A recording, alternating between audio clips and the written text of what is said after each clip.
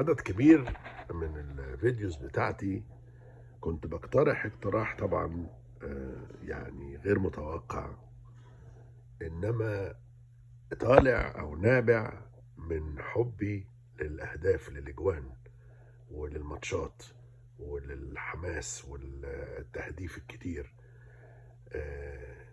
انه الفيفا اللي هو راسه زي الزلطة او زي الحجر، الفيفا اللي هي المنظمة العالمية لكرة القدم يعني رافضة وما مش بتفكر ومش بتوافق على إلغاء فكرة الأوفسايد أو عقاب الأوفسايد أو فاول الأوفسايد.